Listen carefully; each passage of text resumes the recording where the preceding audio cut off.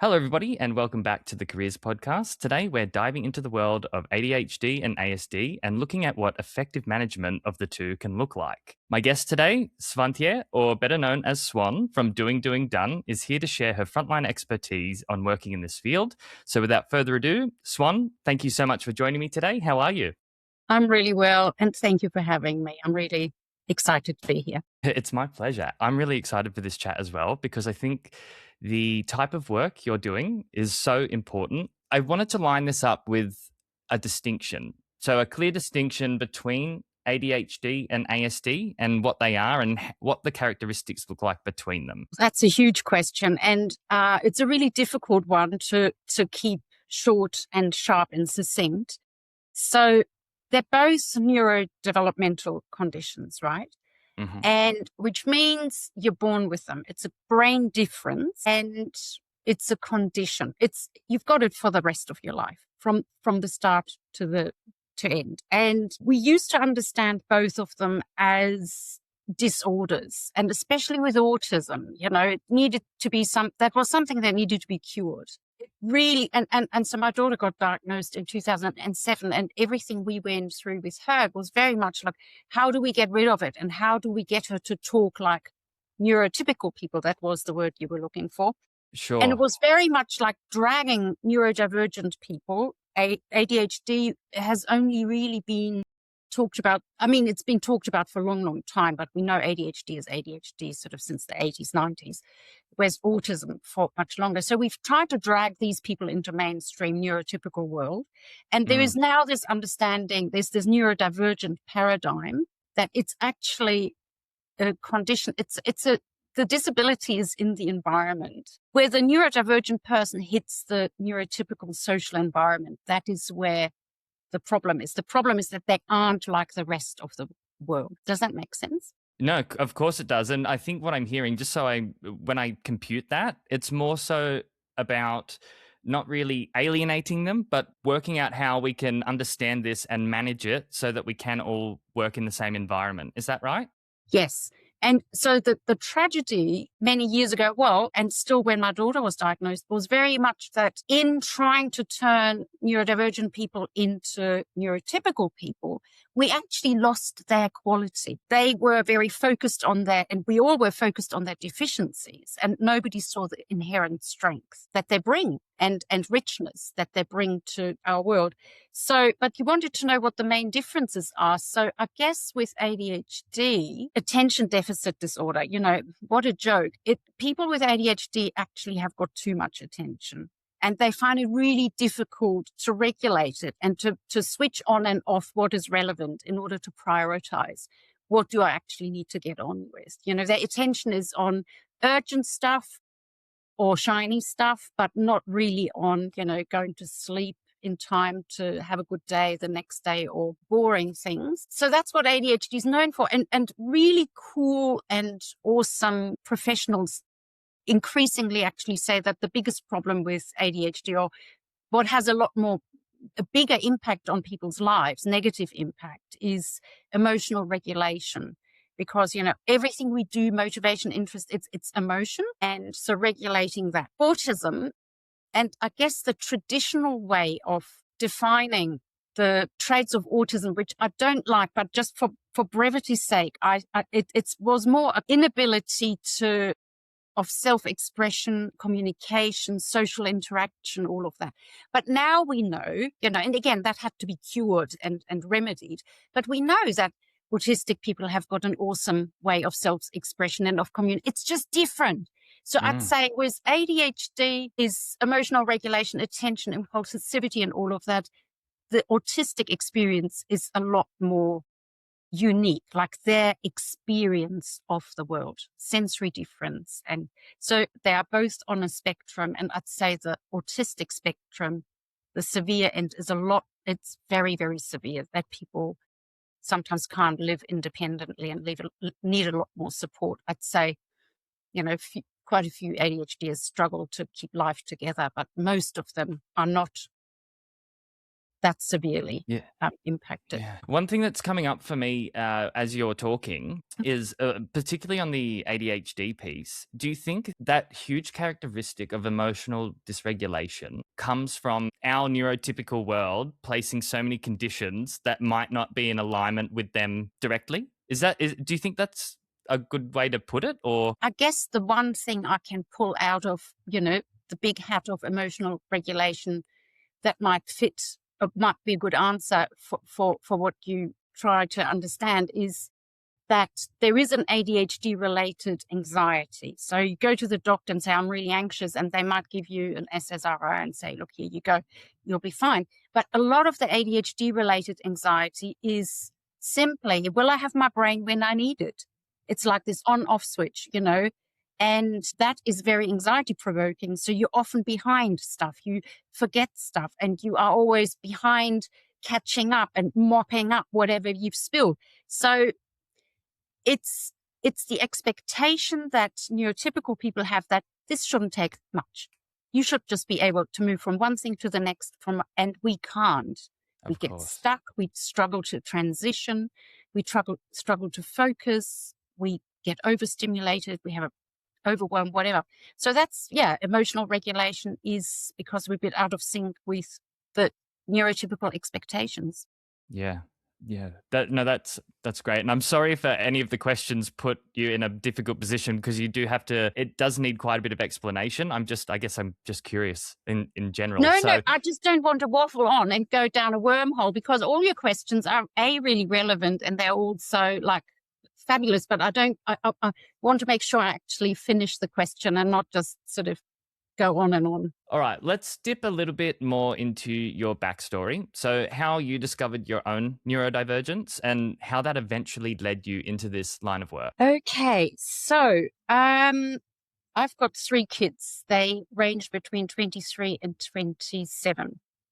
And my youngest was my middle one was always like, she was born very like out of this world. Like she just was not part of us really. She was on her own little planet, a very happy planet. And she cut a long story short, she got diagnosed with Asperger's then, in 2007. And it was quite overwhelming, and ADD. So it was very overwhelming because we got thrown into this world of neurodivergence and we didn't know anybody who had information on it. We had no psychoeducation from a pediatrician. We had Ritalin for her ADD, which I rejected because I thought ADD is just bad parenting. It actually doesn't exist. And so we got a really good speech therapist, and that sort of really opened her world. Yeah, sort of attention issues still were a problem. But then sort of nearly 10 years later, my youngest got diagnosed and then my oldest. And one day I went to the ADHD coach and told him that he was full of rubbish because he was telling my kids all these things that, it's just normal. Like, why is he making a big deal of anything, actually? And he said, well, just tell me a thing or two about you. And I told him a thing or two about me. And he gave me 2 names for 2 psychiatrists and said, I reckon you should get checked out. And yeah, lo and behold, I got diagnosed at age 52, 8 years ago, which all of a sudden made a lot of sense. The biggest thing for me was, this conversation I had with the coach. I realized all of a sudden that I had seen my kids struggle. Mm. It hadn't escaped me. But part of me thought like, wow, geez, you've got no idea how I got where I am. So I wanted to support them, but on the very, very deepest level, there was a part of me that said, oh, just suck it up and get on with it. Yeah. And then I stepped back and thought, am I really going to do that to the people I love? And I thought, no, I don't actually. So yeah, I got diagnosed. Medication was like, wow, this is what it feels like to be normal. Mm. And what was the second part of your question? How it led you into this line of work. But like even with how you discovered your own neurodivergence, I've got another like offshoot question, if that's okay for me to ask. Excellent. You do the sidetracking, not me. Yeah, I'll do all the sidetracking. No, so when you're talking there with having your own diagnosis and stuff, later in life, having that diagnosis and seeing your children with what they were struggling with, were you able to have a heap of understanding in that moment for yourself in your earlier years, knowing particular struggles that you had and went, oh my God, this is what Oh, it's been the yeah, whole time? 100%. And I see that when I work with adults, and it gives me goosebumps just thinking about it. I just got goosebumps too. Yeah, there's this dance between grief and relief. That is Yeah. what's happening for the first few months with most people. There is this incredible relief, like, whoa, cool. I'm not an idiot. I'm not lazy. I can do stuff. It's just a brain wiring. Huh, no wonder. And then it stops and you go, oh my God, Mm. oh my God, all the stuff I missed out on. I could have gone straight from A to B and I went all over the place. And I never got there anyway. And all the heartache, all the shame, it's horrible. So I really recommend people to sit with it. And if they can afford it, if they find a good professional, it goes a long way to integrate it with who you are and foster some of that self-compassion you need, integrate it in what else you are, because you're not just ADHD. And it's not too late to do anything. It's never too late to do anything. Excellent. And I'm really glad that people I know in my own life, the same sort of things happened. And I think that's why I got goosebumps too when I'm hearing you Mm. talk about it, because I really, really understand what you're saying. And it's bloody amazing that all of this stuff is coming to the forefront now, and people, again, doing work like you're doing. This is great. So the other part of the question that I asked before was, how did we go from the diagnosis into this line of work for yourself? Okay. So I guess it was COVID, because once COVID hit, I saw my middle daughter, who had done quite well. She had to study online and she did a Bachelor of Creative Writing. And I'd always been hanging out for her going to uni, Bachelor of Creative Writing, doing stuff, talking, engagement, all this, opportunity for social engagement. And it all happened online. I was devastated. And I realized this is an ongoing project for me to support my kids. That's just not going to go away. And same with the youngest, who tried TAFE after high school, and then COVID came, and online, offline, going back into campus anxiety. And don't let me, even mention what my oldest went through. And I thought, this is not going to go away. What are we going to do? Mm. And I thought I could just continue, trying my best, exhausting myself, and not really giving them what they truly need. So that was number one. And secondly, my work stopped because I was working Disney's Frozen. I was working from What? home, making all the theatre costumes. I was doing Hans and Weselton ×3, because with the leads, you have to have the main guy, then you have the understudy and the swing. And I did these really intricate costumes at home, going nuts. It's so inane. And the fitting stopped and everything stopped. And I thought, what am I going to do? And then I thought, I'm going to make sure that nobody goes through what we went through. Actually, I want my kids to have a future, and I haven't got what they need. And in order to make meaning and sense out of what we went through, there we go. I thought that will make it all worthwhile, So I enrolled in a course in the US, and, I had to get up at 4:00 in the morning because I got the time difference wrong. Yeah. But good job, I'm not a good sleeper. So anyway, that's right. I remember in the intro chat that we had, you were telling me that you're a tailor, aren't you, by trade? Mm. Wow. Okay, so we've gone from tailor. We've had this huge life-altering experience where we've noticed it for your kids. You've noticed it for yourself.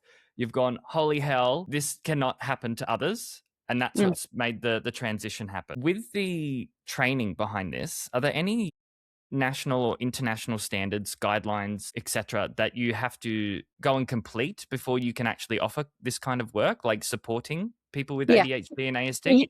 I love this question. Oh my God, you've got to stop me. If you want any other No. questions. No. I want the waffle. At some point you need to do hand signals. No, it's waffle time. You go.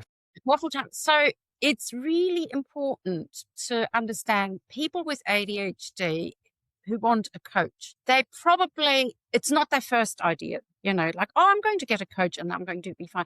They are really vulnerable. They've probably so had enough of the life they're living. They are vulnerable. They probably don't have much time, and if they're desperate, they might just go and sign up for somebody who is having a great marketing spiel and no proper training. And we're talking a lot about this in the coach community. In my feed, I get these things like become an ADHD coach over the weekend. Are you Got kidding? 40 hours or whatever. It's tragic. It's really tragic. So there are standards. It's not a regulated industry. Like life coaching, counselors, psychotherapists, you can call yourself and you can set up shop and you can go. So this is what to look out for, friends. Find somebody who is at a minimum ICF member, which is International Coaching Federation. Mm-hmm. You want somebody who has at a minimum a life coaching credential course under their belt, right? And there is ACC is for sort of, you've got a certain amount of hours, you've got specific training, and you've got mentor coaching, and you've got to sit an exam, right? And then PCC, professional credential coach, you've got to have more training, more mentor coaching, more exams.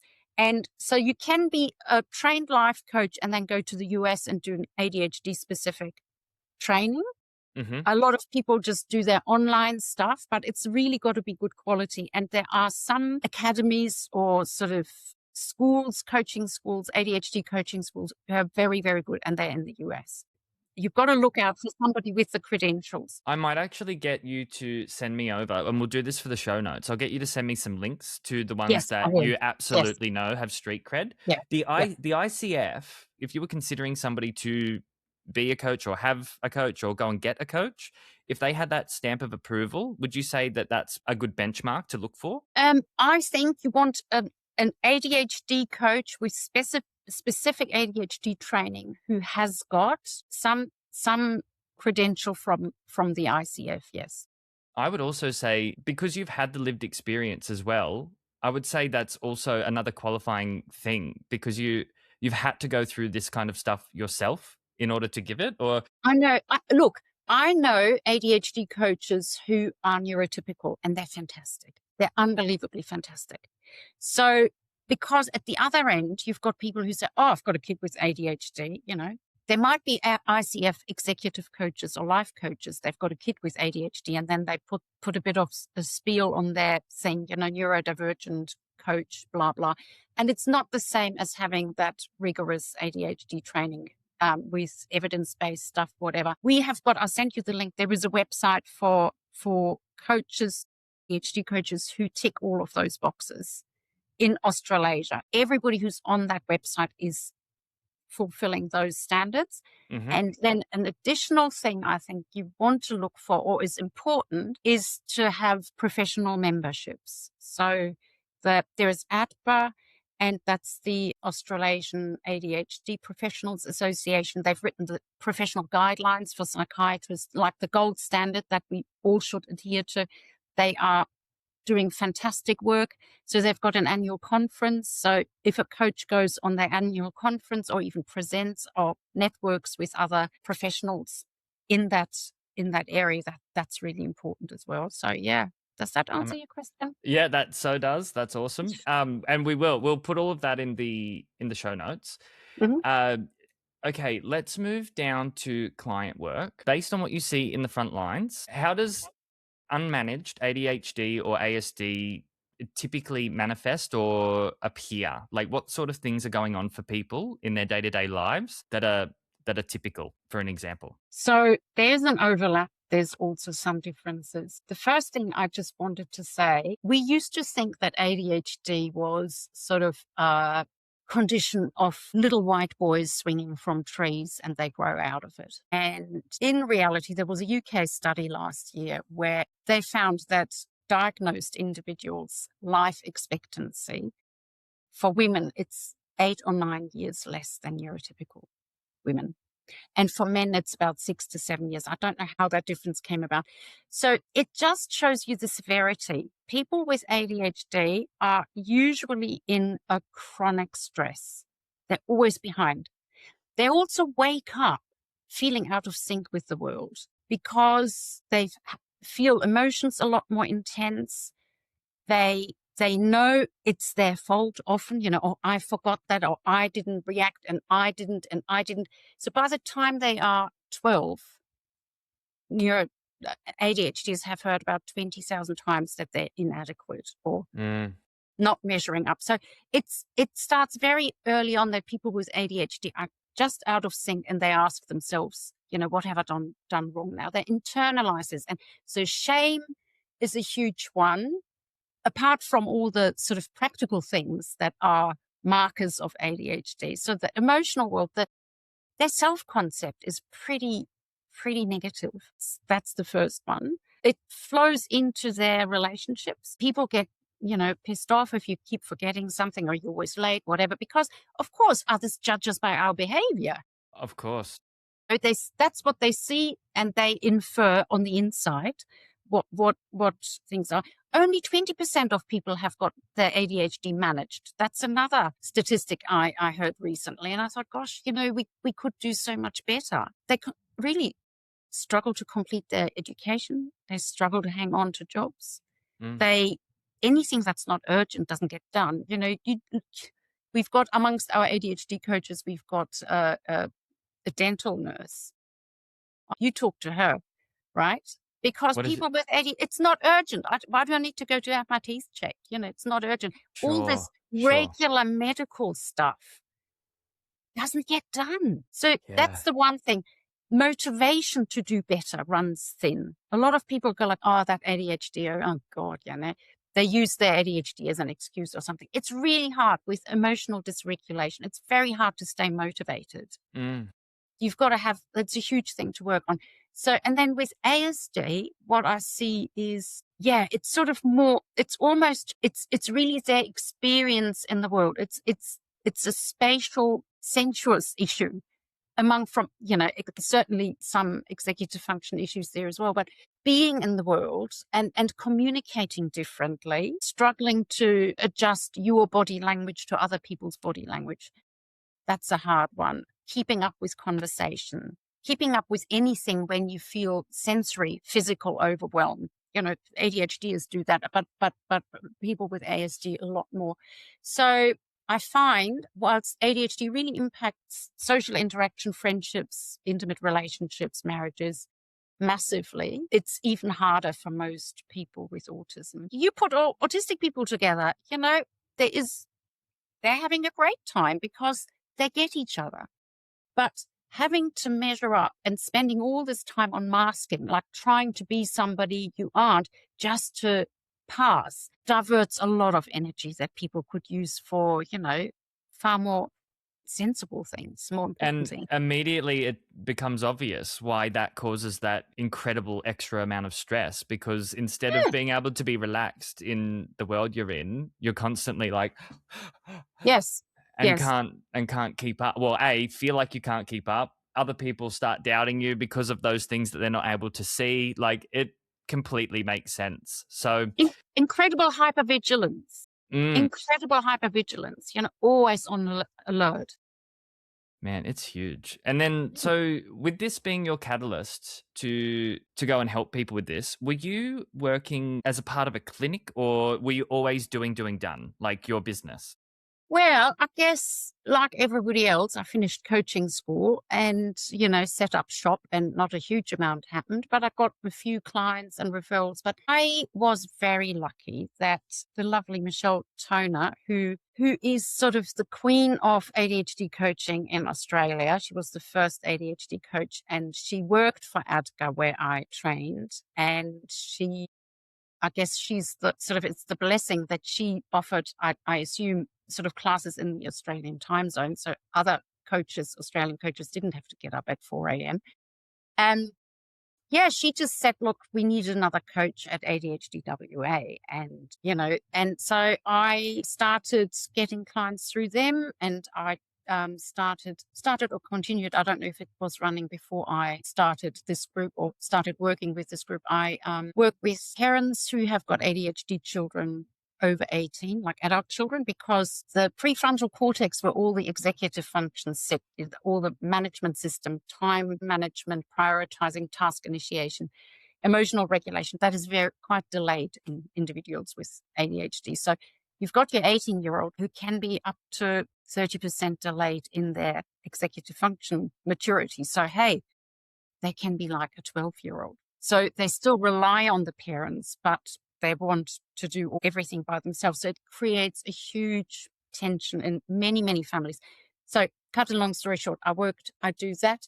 I am getting referrals through psychiatry clinic, a large ADHD psychiatry clinic. Yeah, and I do ADHD doing done coaching. So doing done though was born out of you getting that clientele and then wanting to do something with your own label. Is that right? Yeah, I guess so. I'm a free spirit. I can do what I like for doing done, and I do my own admin. But I treat all clients absolutely the same. There's no difference. It's just easier to get referrals because I don't really like marketing and all of that jazz. I could coach all day and all night, but all of that admin stuff, So it's nice to have people. You just click on the call and there they are. It's lovely.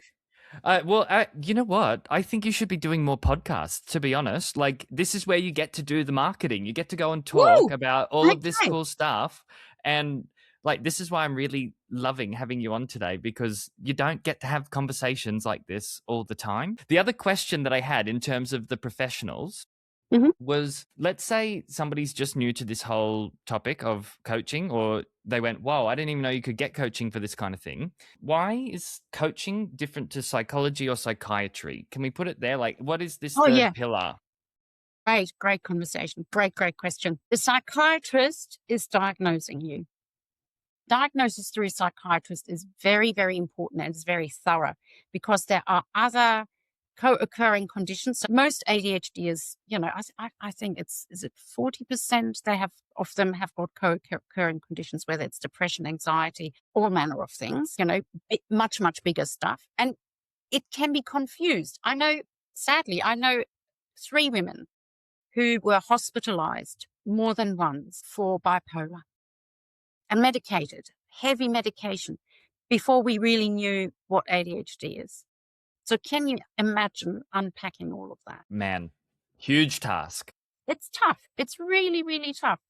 I think it's important. I had a brain scan, I had a urine sample, the whole shebang, several interviews. That's important. And if you go and get diagnosed by a psychiatrist, then they can give you medication. If you get diagnosed have an assessment with a psychologist, they will never be able to prescribe you medication. And if you then, with your diagnosis in hand, go and see a psychiatrist, they say, I need to re-diagnose you, give me more money. And I think, I understand a lot of people are angry about it, but we're dealing with a quite complex situation here that can present in all manner of ways. So I get it that no psychiatrist is going to say, yeah, you've got a diagnosis, cool. Yeah, here's stimulant medication, because it could be all manner of things. Yeah. So, but the stimulant, just dishing a stimulant out is one thing, but the psychiatrists, they kind of end there, don't they? Is that where coaches are coming in? I remember the question. Well, yes and no. Yes and no. So I think I was very fortunate because my psychiatrist said, my God, there's a lot going on here. There's really, and I did 6 years of really intense psychotherapy with him, and it was phenomenal. Like so 1 hour session sort of thing where you go, you unpack it all? Every week, ADHD and more. So I am really, really grateful for that. It was fantastic. Is that something that's not often offered? Because people that I know that go to their psychiatrist, right, like they say that they go and sit in the seat, it's a yes no sort of setup, and then they either get medication or not, or they just quickly check in. Now, is that a typical sign of bad psychiatry, or no comment? Okay, we won't go there. I do see a lot of. I have to say, I've had gold standard treatment, and I continue to have gold standard treatment. And even my kids, I don't see them having the same. And I see shocking things, and I wish it was otherwise. And I think possibly not everybody needs psychotherapy, and it's not for everybody. It was just what I needed with all the stuff that was going on.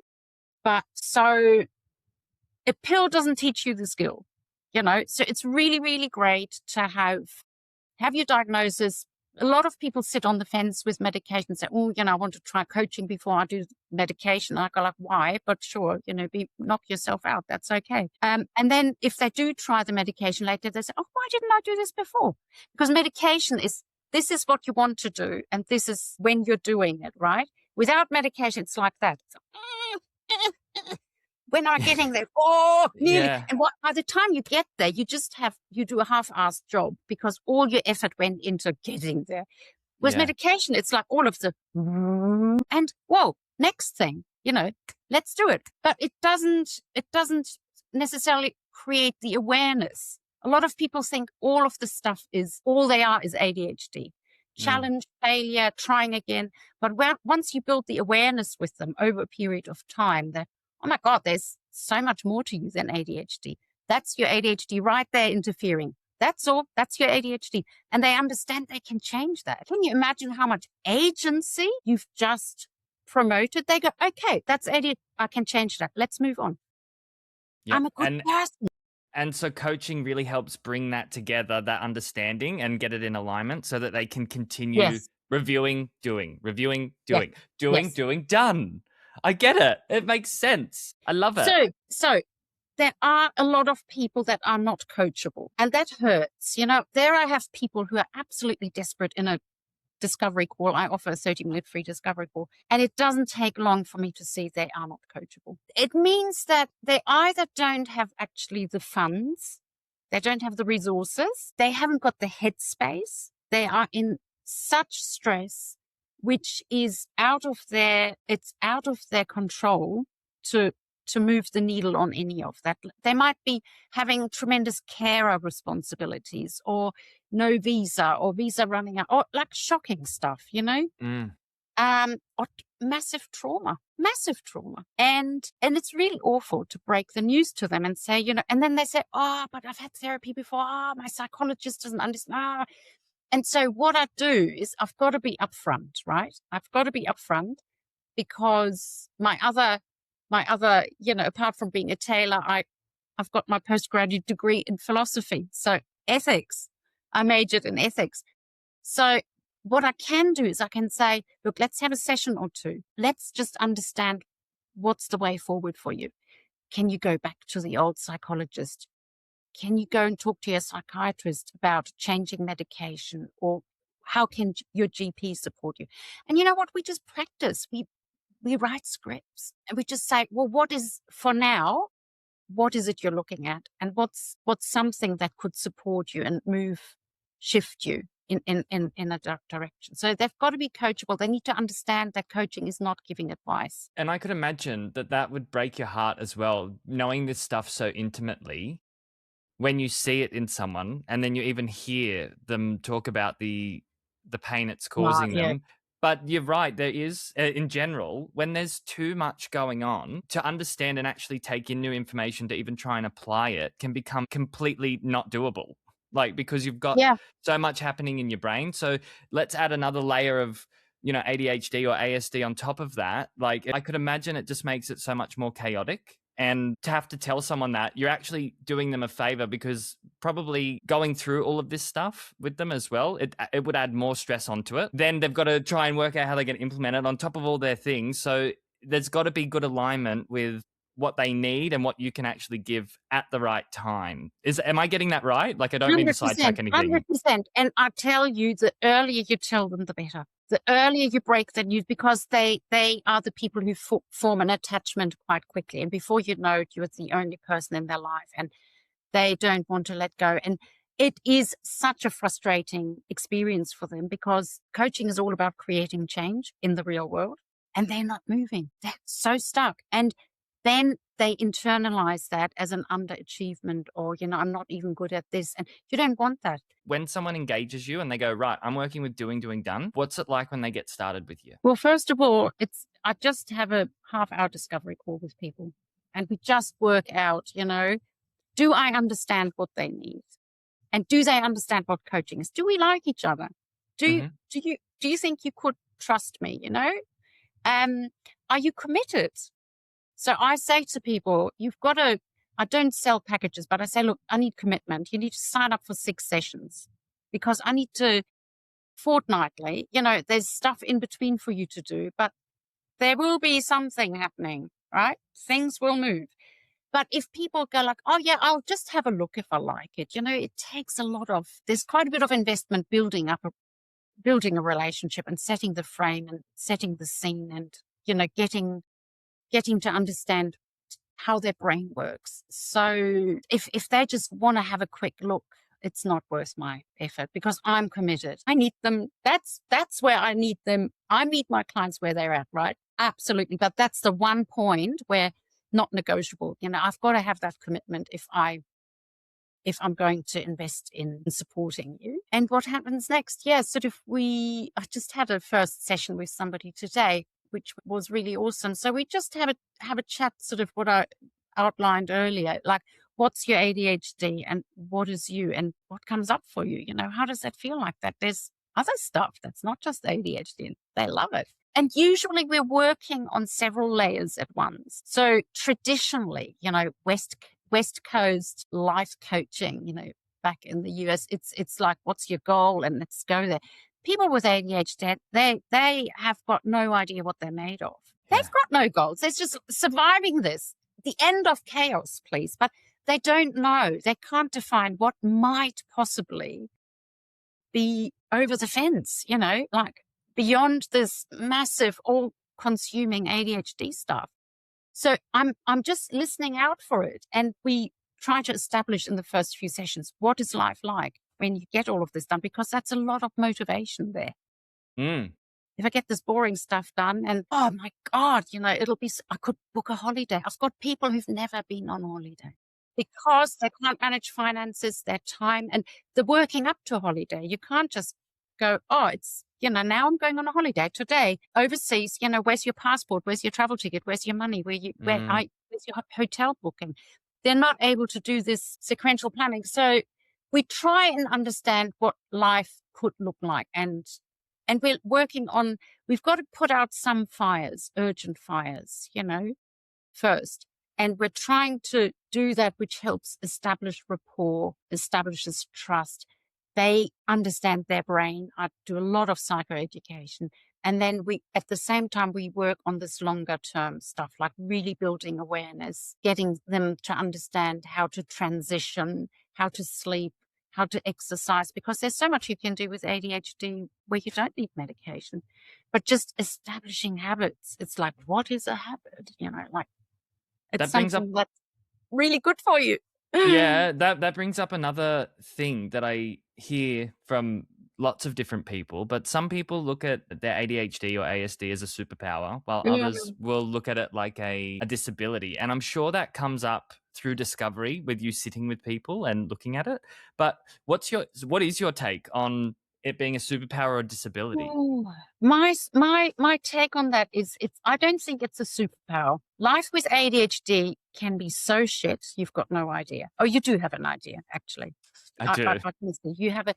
So life with ADHD can be super crap. It can be really, really crap. Any life can be crap. So it depends on what you make of it. And it's not just full of challenges. You can have an awesome life with ADHD. And I think I've got an amazing life. Really. I am so happy that I have the life I have. But it's not a superpower. I put in a lot. I put so much work into who I am. I've taken so many risks. I've had so many failures you don't want to know. So how I got here, so much shame, so much heartache, unbelievable risk taking that I don't see, a lot of people do. So here I am with my fabulous life and I've put in the work and it's doable. It's absolutely doable. So you can have a boring life with ADHD. You can have an amazing life. You can have a really crap life when you're neurotypical. I think you've got more to deal with ADHD. It might take a little bit more effort to turn it into something really awesome. But when you do, whoa, it's great. But it's not a superpower. No. What does ongoing work look like? We've got this commitment that people have to show up front, which might be 6 sessions or whichever it is that they discuss with you in the discovery call. Ongoing. How does it look? It just looks what it looks like. It is what it is. So I have had people, and that's totally fine. In session 3, they declare, or session 4, they say, you know what, this was amazing. I've got absolutely everything I need. You've validated me. You've really helped me to pinpoint my struggles. You've given me these tools. I'm not going to come back. I'm sorted. Thank you. This was great. And I go like, wow, those are sometimes the people where in the discovery call, well, I'm borderline, whether that is actually a coachable. And like, I go like, beam me up, Scotty. I wouldn't know what to do here, and they can be the ones who just, if they really give themselves to jumping into their own skin, it's, you get out what you put in. Hello, that's how it works. And that is great. But after the 6 sessions, we have a little look-see, where are you? Do you think you're good now? And often people say, yeah, cool. They come back. We've got the rapport. They come back if there's a bump in the road. Because I don't do AI. I take copious notes in a session. I send people the session notes. It's like their workbook. And I do a lot of psychoeducation, like whatever I think is cool, whether it's ADHD related, where I came across it in training or in philosophy, whatever. People are visual, right? ADHDs are visual. I draw them a comic or some stick people, and we talk about concepts. We build their tools. So when they're done with coaching, they've got their own toolkit. Yeah. And it's great. And some people after the 6th session, they say, look, I'm only just getting started now because now I know what I can do. Whoa, hold on to your hats. I'm staying. And I've had people, I've got, I think 3 clients. I've seen them for as long as I've coached. And some come once a month, others still do every fortnight. And they are just like taking off. It's phenomenal because they understand their potential now. So after that, when they feel like they're good to go and do their own thing, should anything get on top of them again later, they can always come back to you, right? Always. Yeah. For people and family members people that recognize themselves as what we've been discussing today, or family members of those people, what's at stake if they continue doing this and not managing it? Well, I have met a number of people who have lost so much. They've lost so much, relationships, businesses. I've got young people who, I'm so grateful that they've landed in my lap, but they've gone straight from school to uni, failed, gone from uni to TAFE, failed, done another TAFE course, failed. And it's just piling up. So if people come and ask for help and understand their brain, it makes all the difference for every area of life, I see a lot of, I guess, social isolation, a lot of social isolation because people don't manage. They are afraid of going out and catching up with old school friends because everybody's moved ahead and whatever. Yeah, there's a huge cost attached. Don't get me started. And it doesn't take, I think, most people with a good coach, I think they can understand their brain. And there's this beautiful thing about coaching. What I truly love about it is like therapy. I guess I just backtrack a little bit. It's about, a lot of it is understanding the past and coming to terms and grieving and, doing all of that work, attachment and a lot of unconscious stuff. Coaching is sort of therapy forwards in a way. We don't go a little bit into the past just to understand what worked. It's so strengths based. Well, you love that work. Well, how can we get that into moving you forward? So it's not always about reinventing the wheel. I've never thought about it like that, actually. Like therapy, coaching, like they're 2 really good distinctions that you've just made for me. Yeah. And I think they complement one another. And when people say, oh, should I do therapy first or coaching first? I go like, I don't know. It's always weird when somebody says, like a medical professional says, oh, can you get this client ready for coaching? For therapy, do that ADHD. I'm not sure. I think it's awesome to do therapy and then add coaching because therapy gives you all this insight, gets rid of the trauma, the whatever else. And you've got agency. And then you go like, now what? Now I'm doing the change. And coaching is about action. It's building that internal integrity, right? Boom, let's go. Whereas the other way, sometimes a bit of ADHD insight is good to start doing sort of the work with the psychologist. But I would say if you want therapy, find a psychologist who knows their ADHD or neurodivergence, because otherwise they might misunderstand what it is all about. That's awesome. For anyone listening that might want to, get into a career path similar to you, they might not have known coaching was available or even a thing that they were interested in. What Exactly. Yeah. what Great what question. is what is your best advice for people that are having their eyes open to this and want to get started? I'm getting goosebumps again. I say to them, hey, budding coaches, I say to you, live your best life. Give everything a shot, have your own experience, lean into your own experience, be the best human being you can, just really understand. What helped me was, because I've lived in different countries and I'm so curious about people who I just don't make sense to me. For me, it's like a puzzle. Understanding that, I think that contributed hugely to me choosing this career, like trying to work people out who don't make sense to me. Yeah. Just lean into your strengths for starters. And I think clients, I don't tell them that I'm a tailor and I've got academics behind me necessarily, but I think they smell it. I've been around, I've done stuff, I've really stuck my neck out and here I am. They smell it. I don't need to tell it to them. So live a good life and get a coach. You've got to experience coaching. So go on that website, Australasian Coach Directory, whatever. Find somebody you think, do a few discovery calls and do some coaching yourself. That's my number one advice. And then find a really cool program, which will be in the US, and find a good time. Don't get up at 4 a.m. to do your classes, and do a course that is accredited by the International Coaching Foundation, and then take it from there. Wicked. Love that advice. And for listeners who might be in the ASD or ADHD category, maybe undiagnosed, if they connect with what you've shared today, what's your best advice for them to make a change and even reach out to you and get started? Make a change. I would say there are really good quality podcasts about AD. So I'm thinking, don't go all out like, oh, this is the next shiny thing. Just start slowly. Can send you a few really cool book titles, which you can get on audiobook as well, just to sort of really dive into what is ADHD, have I got it, and is it a big deal, blah, blah. Really cool podcasts. If they want to connect with me, then they can find me on LinkedIn, Swantje Lorrimer, or Doing Done. I've got a little Facebook page, Doing Done ADHD coaching. Yeah, or find me on my website, which is Doing Done coaching. I will put all the links for people down below as well. All right. Amazing. Thank you so much for coming and having this chat with me today. I've really appreciated your time. And yeah, I look forward to putting this together and getting it out there to the people. So thank you. The people. Amazing. It's been such fun talking to you. Thank you so much. You have a good day. You too.